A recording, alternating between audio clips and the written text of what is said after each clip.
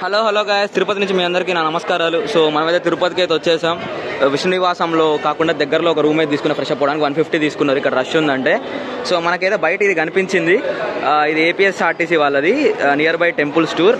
So ఇవన్నీ తిప్పేస్తారనమాట. Money వచ్చేసి 200 rupees అవుతుంది. ఫస్ట్ డే ఏమో నేను ఒక 5 టెంపుల్స్ చూద్దాం అనుకుంటున్నాను, లోకల్వి. 200 రూపీస్ ఛార్జ్ చేశారు. సో ఇక్కడనే ఉంటుంది కౌంటర్. మీరు ఒక రోజు 2 రోజుల ముందు ఫోన్ చేసి కూడా బుక్ చేసుకోవచ్చు. నేను అలా బుక్ చేసుకున్నా. సో ఫస్ట్ అయితే ఈరోజు పద్మావతి అమ్మవారి టెంపుల్, అగస్తేశ్వర స్వామి టెంపుల్, కళ్యాణ వెంకటేశ్వర స్వామి టెంపుల్, బకులామాత, కపిలేశ్వరం, గోవిందరాజ స్వామి టెంపుల్, ఇవన్నీ అయితే చూసేస్తాం. సో దీని తర్వాత మనం ఎక్కడికి వెళ్తామో వెయిట్ చూడండి. అండ్ అలాగే వీళ్ళకి సంబంధించిన వెబ్సైట్ డీటెయిల్స్ కానీ ఫోన్ నెంబర్ కానీ అన్ని కింద పెట్టేస్తా.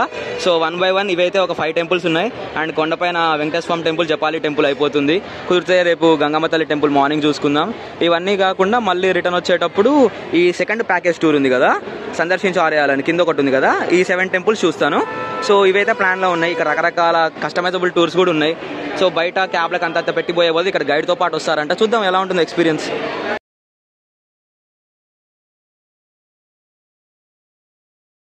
సో ఇవైతే AP tourism buses guys, push back seater ఉన్నాయి, ప్రశాంతంగా వెళ్ళిపోవచ్చు.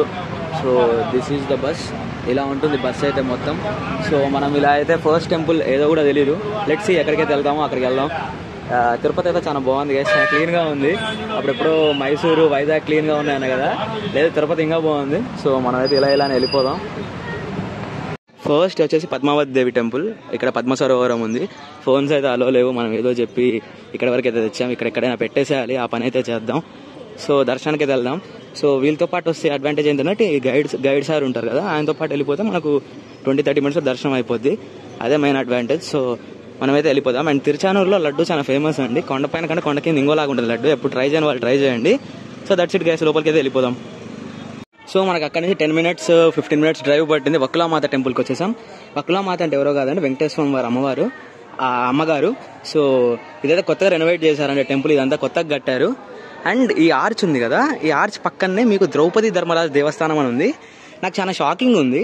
యాక్చువల్లీ ద్రౌపది దేవికి, ధర్మరాజుకి టెంపుల్స్ ఉండవు కదా అని. తర్వాత నాకు గుర్తొచ్చింది ఏంటంటే, లాస్ట్ టైం తిరుపతికి వెళ్ళినప్పుడు కూడా చిత్తూరు జిల్లాలో 2 చోట్ల చూసాను అనమాట, ధర్మరాజు ద్రౌపది టెంపుల్ అని, పాండవుల టెంపుల్ అని. సో ఏరియాలో కామన్ అనుకుంటా, ఎందుకో తెలియదు. ఇక్కడ నేను కనుక్కుంటే చెప్తా, ఆర్ మీకు తెలిసిన సార్ కామెంట్ అయితే చేయండి. సో ఇలాగే పైకైతే వెళ్ళిపోదాం. సో ఇదే ద్రౌపది సమేత ధర్మరాజ గుడి. ముందు ఏదో యక్షుడో లేకుంటే మానవుడో అర్థం కావట్లే, వాహనంలాగా ఉంది. సో ఇక్కడ చాలా గుళ్ళు ఇట్లా ఉన్నాయి కదా, రీజన్ ఏంటి అని అడిగా.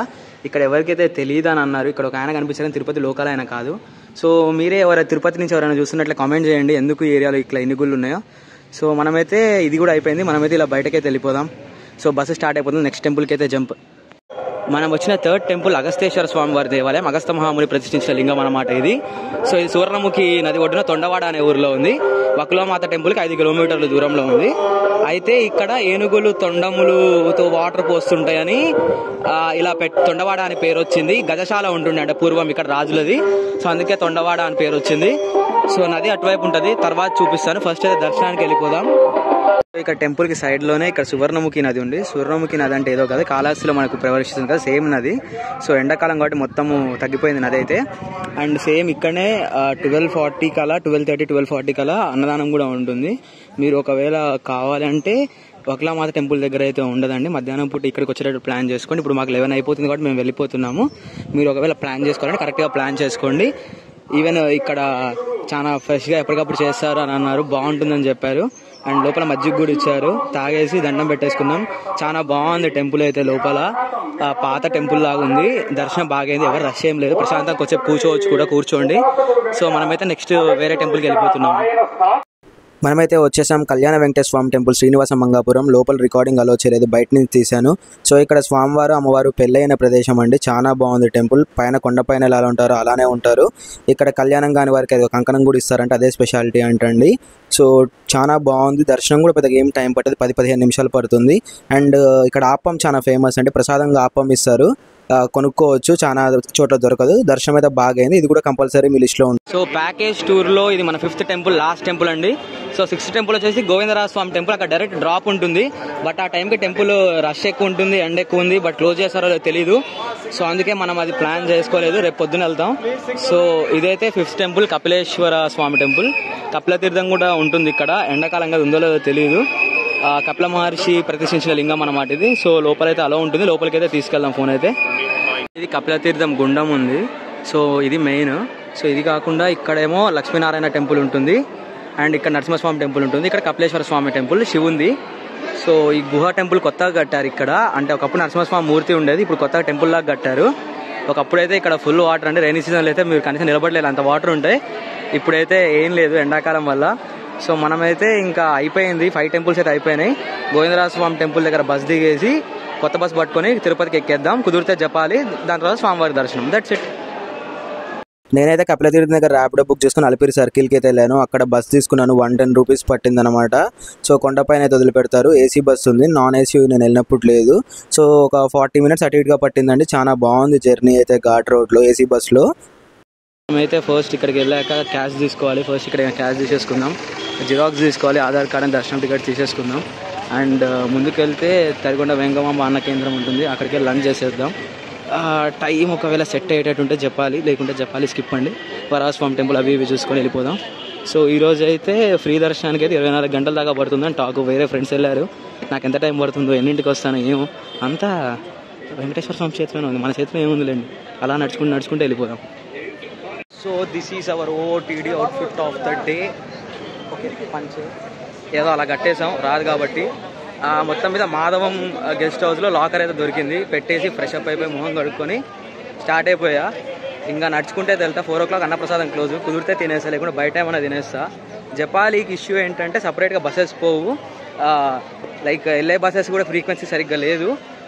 మళ్ళీ నేను రిటర్న్ వచ్చేసరికి నాకు ఇక్కడ 6 PM దర్శనం సెట్ కాదు. సో అందుకే జపాలి ప్రజెంట్ అయితే హోల్డ్లో ఉంది, చూడాలి ఏమవుద్దో.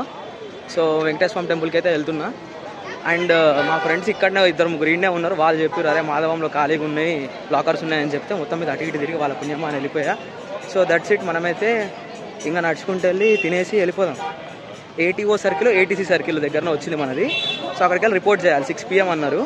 బట్ అదేంటంటే 5 PM దగ్గరికి వెళ్ళి 5 PMకి వెళ్ళి రిపోర్ట్ చేస్తే బెటర్ అని అన్నారు. సో చూద్దాం ఏమవుద్దు. సో మనం మొత్తం మీద భోజనం చేసేసి తిరుపతి కొండ మీదనే ఉన్నాం. సో భోజనం అయితే చేసేసాం. సో వెంకటేశ్వర స్వామి గుడి ఇక్కడ దర్శనానికి వెళ్ళాలి మనం, ఆ సర్కిల్ దగ్గరికి రిపోర్ట్ చేస్తా. అండ్ ఇక్కడ ఉన్న వరాహస్వామి టెంపుల్ దర్శనం అయితే అయిపోయింది. ఫస్ట్ ఇక్కడ దర్శనం చేసుకొని అక్కడ చేసుకోవాలంటారు. రష్ చూడండి ఎక్కువ ఉంది. సో మీరు ఇక్కడ అండర్ ఎస్టిమేట్ చేసుకోండి, రష్ బాగానే ఉంటుంది ఈ టెంపుల్లో కూడా. సో ఫస్ట్ ఇక్కడ దర్శనం చేసేసుకోండి ప్రశాంతంగా. అండ్ మనమైతే ఆ ATC సర్కిల్ దగ్గరికి వెళ్ళి రిపోర్ట్ చేయడానికి అయితే వెళ్దాం. బ్యాగ్ అక్కడ పెట్టేసి, ఫోన్ అక్కడ పెట్టేసి ఇంకా లోపలికైతే వెళ్ళిపోదాం. మనదైతే రిపోర్టింగ్ 6 PMకి ఉంది. 5:21కి అయితే మనం ఇక్కడ లైన్లోకి వచ్చేసాం. ఇంకా ఆధార్ వెరిఫికేషన్ ఇవన్నీ అవ్వలేదు, అవన్నీ అయిపోయేసరికి ఇంకొక 10-15 నిమిషాలు పడుతుందేమో కిందకి వెళ్ళాలి. సో ఇదే అండి ATO సర్కిల్. గూగుల్ రూట్ని నమ్మకండి, గూగుల్ రూట్ సరిగ్గా లేదు. సో ఇక్కడ మాత్రం మీకు రిపోర్టింగ్ పడ్డదంటే మీరు శ్రీ వెంకటేశ్వర మ్యూజియం ఉంటుంది, అటు నుంచి రూట్ ఉంటుంది, ఆ రూట్లో వచ్చేయండి. గూగుల్ రూట్ అసలు బ్లాక్ ఉంది మొత్తం. So that's it guys. మళ్ళీ ఎన్నింటికి కలుస్తానో తెలియదు, చూద్దాం. మనకు నిన్న దర్శనానికి అరౌండ్ 6 hours 5 hours పట్టింది 300 రూపీస్ టికెట్కి. దర్శనం అయిపోయినాక లడ్డూలు కూడా కొనే టైం లేకుండే, అంత లైక్ అరౌండ్ 11-11:30 ఉండే. సో 11-11:30 ఉండే. నేను మనకు దర్శనానికి అరౌండ్ 4-5 hours పట్టింది. నేను బయటకు వచ్చాక ఫోన్ డెడ్ ఉండే. ఎంబటే వెంగమాంబ అన్నప్రసాద కేంద్రంలో తినేసి ఎంబటే మళ్ళీ జంప్ అయిపోయా కిందికి లగేజ్ పట్టుకొని. 12కి ఘాట్ రోడ్ బంద్ చేస్తారు కాబట్టి ఫుల్ రష్ ఉండే నిన్న. People who are without any SSD tokens or 300 rupees దర్శనం టోకెన్స్ 24 hours పైన పడుతుంది దర్శనానికి. చూసుకొని రండి తిరుపతికి. ఈ మంత్లో అయితే వీకెండ్స్ అయితే, సమ్మర్ హాలిడేస్ కదా. సో ఇక్కడైతే మనం నిన్న నైట్ వచ్చినప్పుడు ఇక్కడ గూగుల్లో చూసా, ఇక్కడికి వచ్చా Varaha Balaji private AC waiting hall and dormitory అని. ఇక్కడైతే నేను హాఫ్ డేకి తీసుకున్న 12 hours కానీ. సో 12 hours వచ్చేసి 200 ఛార్జ్ చేశారు. AC రూమ్, మంచి డార్మ్ బెడ్ ఇచ్చారు, వాష్రూమ్స్ కూడా క్లీన్ ఉన్నాయి. అండ్ ఈవెన్ ఇక్కడ మసాజ్ చైర్లు అవి కూడా ఉంటాయి, మనము కొండ మీద దిగినప్పుడు ఇక్కడ పెట్టేసుకోవచ్చు. సో 1 డేకి వచ్చేసి 300, హాఫ్ డేకి వచ్చేసి 200 అనమాట. సో ఇదే అండి నెంబర్, కావాలంటే చూడండి. వీళ్ళది నెంబర్ లేక నేను గూగుల్లో ఎక్కడుంటారో తెలియక మొత్తం వెతుక్కుంటూ వచ్చాను. లేకుంటే ముందే బెడ్ దొరుకుతుండే, నాకు కొంచెం లేట్ అయింది బెడ్ దొరికేసరికి. సో ముందే చూసుకొని రావచ్చు కదా అని చెప్పి మీకు ఈ వీడియో పెడుతున్నా అంతే. సో మనం ఇప్పుడైతే గోవిందరాజ స్వామి టెంపుల్కి వెళ్ళిపోదాం. సో మార్నింగ్ 7:30 అండి, గోవిందరాజ స్వామి టెంపుల్ దగ్గరకు వచ్చాం. ఇక్కడ రకరకాల మఠాలు అవి ఇవి కూడా ఉన్నాయి. సో నిన్న మనం మిస్ అయిన టెంపుల్ ఇదే. ఇక్కడ గోపురం ఉంటుంది చూడండి, పెద్ద గోపురం, బాగుంటుంది. ఇంకా మనం లోపలికి అయితే దర్శనానికి వెళ్ళిపోదాం. ఫోన్స్ అయితే అలా ఉండవు. మన ఫ్రెండ్ ధర్ని అని ఒక అన్న ఉంటాడు, ఇన్స్టా ఫ్రెండ్. అన్న ఇక్కడే వెయిట్ చేస్తుండే, అన్నను కలిసి లోపలికి అయితే వెళ్ళిపోదాం. సో రిటర్న్ కుదిరితే గంగమ్మ తల్లి టెంపుల్ చూసుకుంటా, లేకుంటే ఇక్కడనే విష్ణునివాసం దగ్గర మనం ఎలాగూ బస్ మాట్లాడుకున్నాం లోకల్ టెంపుల్ టూర్, ఇంకా అది తినేసి అటు వెళ్ళిపోదాం. సో ఏనుగు దగ్గర ఉన్నాడంట మన అన్న, చూద్దాం ఎక్కడున్నాడో. అండ్ ఇక్కడికి పొద్దున 5 AM సుప్రభాత సేవకి వెళ్ళొచ్చు. 10 రూపీస్ ఉంటుంది టికెట్, బాగుంటుందంట. బట్ మనం రావడమే రూమ్కి 1కి వచ్చాము, ఇంకా కుదరలేదు సాడ్లీ. ఇక్కడ టెంపుల్లో అయితే అటు ఇటుగా అరగంట పడుతుంది దర్శనానికి. చాలా బాగా అయింది, దగ్గర నుంచి చూస్తాం స్వామివారిని. మన సెకండ్ ప్లేస్ ఈరోజు వచ్చేసి శ్రీ తాతయ్యగుంట గంగమ్మ దేవస్థానం తిరుపతిలో ఉంది. అయితే మనకు ఇక్కడ అమ్మవారు అనమాట, గ్రామదేవత అనమాట. ఇక్కడ స్టోరీ మొత్తం చాలా పెద్దది ఉంటుంది. నాకు అంత కరెక్ట్గా అక్యురేట్గా తెలియదు. ఎవరినో కాపాడడానికి వచ్చిర్రు అమ్మవారు అని అంటారు. అది ఏమైనా తెలిస్తే మీరు కామెంట్స్లో చెప్పండి నాకు. అండ్ గుడి అయితే క్లోజ్ ఉంది, 8 to 10 అలంకరణ కోసం క్లోజ్ చేస్తారంట. రెనోవేట్ చేస్తారు టెంపుల్ మొత్తం ఇక్కడంతా. సో అందుకే మనకు దర్శనం అయితే కాలేదు. బట్ బాగుంది టెంపుల్ అయితే, పెద్దగా విశాలంగా ఉంది. గ్రామదేవత టెంపుల్ అయినా సరే. సో మనమైతే ఇక్కడ దర్శనం చేసుకొని బయటకు వెళ్దాం. బయట చాలా షాప్స్ ఉన్నాయి తినడానికి, చూద్దాం. దాని తర్వాత మనం వెళ్ళి శ్రీనివాసం దగ్గర మన బస్సు పట్టుకొని మిగతా టూర్లో జంపు. ఇక్కడ ఉంది మన ధర్ని భయ్య. ధర్ని బ్రో హాయ్. సో మా తిరుపతిలో అన్న ఫ్రెండ్, మనకి ఇన్స్టాగ్రామ్ ఫ్రెండ్ అన్న, తిరుపతికి వచ్చాయంటే ఎమ్మడే కలవడానికి వచ్చాడు. Thanks ధర్ని bro. సో మనమైతే ఇంకా వెళ్దాం.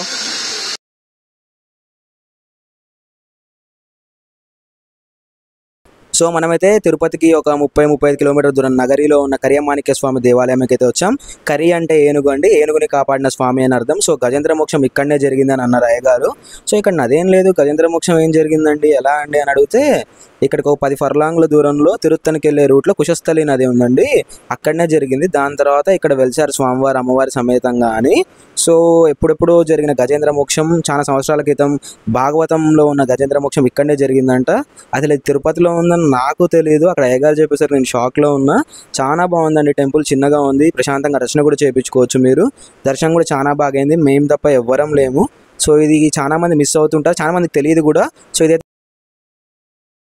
సో సెకండ్ ప్లేస్ వచ్చేసి మనము బుగ్గ అగ్రహారంలో ఉన్న శ్రీ కాశీ విశ్వేశ్వర స్వామి దేవస్థానానికి అయితే వచ్చాం.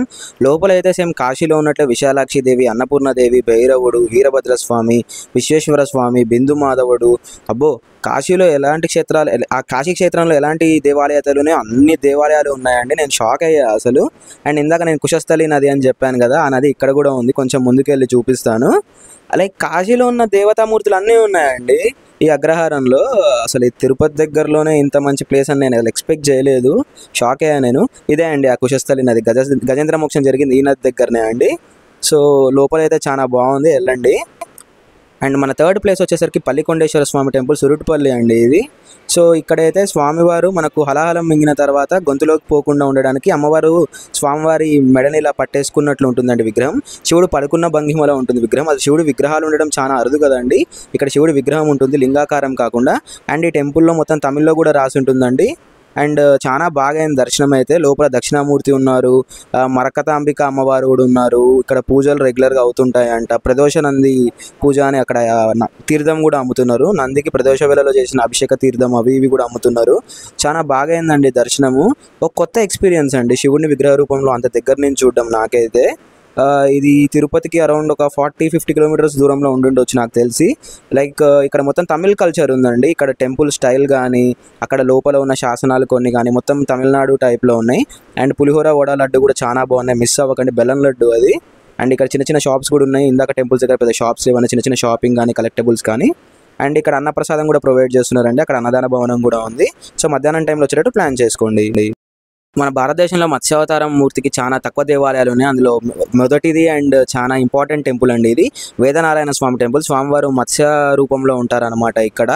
అండ్ ఇదైతే నాగులాపురం అండి, కృష్ణదేవరాయల గారు వాళ్ళ అమ్మ పేరు మీద కట్టిన ఊరు. టెంపుల్లో అయితే ఇప్పుడు ప్రస్తుతం రెనోవేషన్ వర్క్స్ అవుతున్నాయని ఉత్సవమూర్తిని పెట్టారు బయట బాలాలయంలో. చాలా బాగుందండి టెంపుల్ అయితే, చాలా స్పేషియస్గా ఉంది. అది స్వామివారిని మత్స్య రూపంలో నేను ఫస్ట్ టైం చూడడం. అసలు ఇలాంటి టెంపుల్ తిరుపతి చుట్టుపక్కల ఉండడం చాలా షాకింగ్గా ఉంది నాకైతే.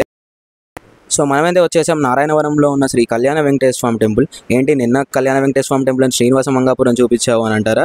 2 కళ్యాణ వెంకటేశ్వర స్వామి టెంపుల్ ఉన్నాయండి. అక్కడేమో స్వామివారు పెళ్ళి అయిందండి, ఇక్కడేమో స్వామివారు విడిది చేశారు, కొన్ని రోజులు ఇక్కడనే ఉండారనమాట అమ్మవారితో కలిపి. సో అందుకే ఇది నారాయణవనము ఏరియా మొత్తం అని అంటారు. అండ్ ఇక్కడైతే ఈ టెంపుల్కి ఎదురుగానే ఏదో టెంపుల్స్ చాలా ఉన్నాయి, వీరభద్ర స్వామి టెంపుల్ అని, ఇంకా సోరకాయ బాబా టెంపుల్ అని ఏవేవో ఉన్నాయి. ఇక్కడ స్వామివారి చేతిలో ఖడ్గం ఉండి మీసం ఉండి తిరుపతి రూపంగానే ఉంటుంది, బట్ కొంచెం డిఫరెంట్గా ఉంటుంది, చాలా కొత్తగా అనిపించింది విగ్రహం. అలాంటి విగ్రహం నేను ఎప్పుడు చూడలేదు. అండ్ చెప్పాక ఇందాక సోరకాయ టెంపుల్ అని అక్కడనే అంటే అక్కడ స్వామికి సోరకాయ సమర్పిస్తే అనుకున్న వద్దని ఒక బాబా టెంపుల్ అది, ఒక ఎవరు మహర్షిది అనమాట. సో ఇదైతే చాలా బాగుందని టెంపుల్ చూడండి. సో నార్మల్గా టెంపుల్ లోపల రికార్డింగ్స్ అలో చేయరు, బట్ ఇక్కడైతే కొంచెం దగ్గర ఉండి తీసాం. అండ్ వాటర్ బాటిల్స్ ఇక్కడనే ఫిల్ చేసుకొని ఇక్కడ చన్నీళ్ళు ఉన్నాయి మంచిగా. అండ్ ఎండ కొడుతుంది, కొంచెం టైమింగ్స్ చూసుకొని రండి. చాలా విశాలంగా ఉందండి టెంపుల్ అయితే, ఇది చూడడానికి కూడా 2 కళ్ళు సరిపోవు. సో మనం వచ్చేసాం కారువేటి నగరం. కారువేటి అంటే తమిళ్లో అడవిని నరికిన అని అర్థం అనమాట. సో ఇందాక టెంపుల్లో చూసినట్టు మనకు అక్కడ వేణుగోపాల స్వామి విగ్రహం ఉంటే ఊర్లో ఏదైనా గుడి ఉండాలి కదా అని చెప్పి ఇక్కడ కొత్తగా కట్టిన నగరంలోకి అప్పటి రాజులు వేణుగోపాల స్వామి విగ్రహం అక్కడి నుంచి తీసుకొచ్చి ఇక్కడ ప్రతిష్ఠించారనమాట. ఇప్పుడు ఈ టెంపుల్ కూడా టీటీడీఏ చూసుకుంటుందండి. ఇక్కడ వెనకాల గోవు రుక్మిణి సత్యభామ సమేతుడై శ్రీకృష్ణుడు పిల్లని గ్రోవి పట్టుకొని ఉంటారు. చాలా బాగుందండి టెంపుల్, ఇదైతే విశాలంగా ఉంది. కృష్ణుడు నిలువెత్తు శాలిగ్రామ విగ్రహం, అసలు చూడ్డానికి 2 కళ్ళు సరిపోవు. ఇంకా ఇక్కడ పార్కింగ్ స్పేస్ కూడా ఉంది. ఇక్కడ ఉపాలయాలు అయితే ఏం లేవు, ఇది రథశాల రైట్ సైడ్ ఉన్నదైతే. సో ఇది కూడా చాలా మందికి తెలియదు, ఇది ఊరు ఉందని తెలుసు కానీ ఇక్కడ ఇంత పెద్ద గుడి ఉందని చాలా మందికి తెలియదు. సో ఇది కూడా కంపల్సరీ మీరు చూడండి. సో అక్కడ కళ్యాణ వెంకటేశ్వర స్వామి టెంపుల్ నుంచి వక్లమాత టెంపుల్కి స్వామివారు వెళ్ళే దారిలో ఉంటుందండి. సో స్వామివారు ఇక్కడ ఎవరో భక్తుని కోరిక మేరకు, ఎవరో సిద్ధేశ్వరుడు అనే ముని కోరిక మేరకు ఇక్కడ ఆగారనమాట. సో అక్కడ స్వామి మీ చేతిలో ఇది కత్తి అవి ఇవి ఉన్నాయి కదా, ప్రసన్న వదనంతో ఇక్కడ నాకు దర్శనం ఇవ్వండి అంటే ప్రసన్న వదనంతో స్వామివారు ఇక్కడ ఆ మునికి దర్శనం ఇచ్చి ఇలాగే వెలిసారని ఇక్కడ చెప్పారు స్థల పురాణం అయితే. సో ఇది చాలా చిన్న టెంపుల్ అండి ఇందాక చూసిన టెంపుల్స్ అన్నిట్లలో, బట్ జనాలు చాలా తక్కువ ఉన్నారు. స్వామివారు ఇలా నవ్వుతూ ఉంటుందండి ఫేస్ అయితే. చాలా దగ్గర నుంచి చూసాం ఈ టెంపుల్ అయితే స్వామివారిని, కొంచెం సన్సెట్ కదా బ్లర్ ఉంది లైట్గా వీడియో. సో ఇదే అండి లాస్ట్ టెంపుల్ మనకు 500 రూపీస్ ట్రిప్లో, ఇది డే 2లో. సో చాలా బాగా అయ్యాయి 2 ట్రిప్స్ కూడా. సో 500కి 200కి వర్త్ గైస్ అసలు. అండ్ నేను ఈ వీడియోలో పెద్దగా బడ్జెట్ బ్రేక్ డౌన్స్ ఏమి ఇవ్వట్లేదు. సో తిరుపతి అందరం మనం రెగ్యులర్గా వెళ్తూనే ఉంటాం కదా, సో అందుకే నేను బడ్జెట్ బ్రేక్ డౌన్స్ ఏమి ఇవ్వలేదు. నేను ఈ 2 టూర్స్ ఉంటాయి కదా, చాలా మందికి తెలియదు కదా, చూపిద్దామన్న ఉద్దేశంతో అయితే ఈ వీడియో చేశాను. అండ్ మీకు ఇంకా ఎక్కువ డీటెయిల్స్ కావాలంటే కింద కామెంట్ చేయండి, లైక్ షేర్ సబ్స్క్రైబ్ అయితే చేయండి. ఇలాంటి మరిన్ని కంటెంట్తో మీ ముందుకు వస్తాను. ఓం నమో వెంకటేశాయ.